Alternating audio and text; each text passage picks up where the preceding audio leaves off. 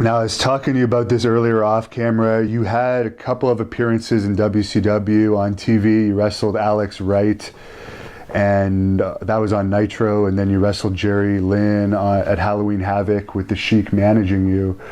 How did those matches come about?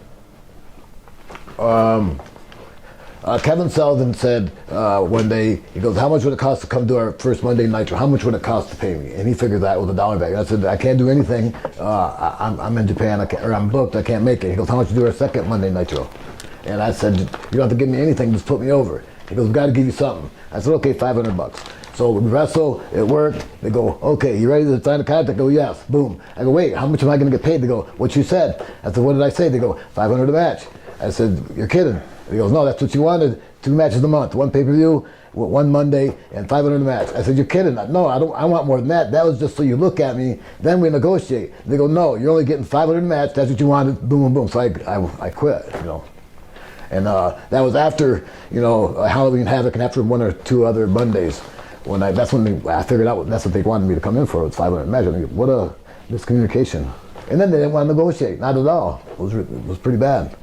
And the Sheik got hurt managing you at Halloween Havoc too, I guess. Yeah, when I did a flip out of the ring, I hit him on accident, and he slipped and broke his good leg. It was a hip replacement leg anyways, but that was like, he had one leg was bad, and then that leg, and then that one broke. Not broken too, but broke enough, you know. Did it take a lot to bring him back to WCW in Detroit, because he had that problem before? Yeah. Plus, you know, Jim Ross and those guys, they didn't dig my uncle at the time, and I think they were working in the office there then.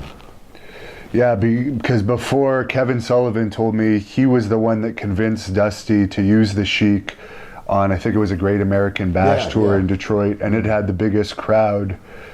But biggest crowd they had in years, and they didn't want to pay him. They said, we'll pay you next time, and my uncle doesn't do that next time stuff.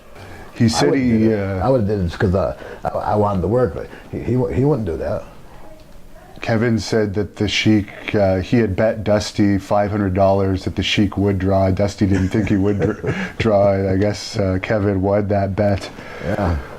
So there was another... In the following month they came back without the Sheik, and it was down to 50% of what it was.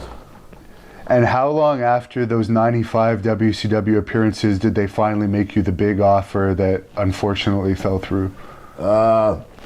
I think it was 2000 or 1999. I think it was 2000. And that before they went out of business. They went out of business 1 year later. And I didn't sign this contract because I wanted to tell my mother about it first.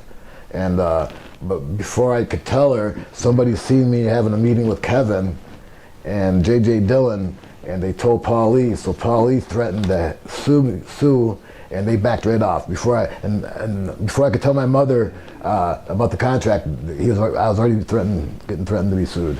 It mattered like 6 hours. If I would have signed it right away, it would have been a done deal.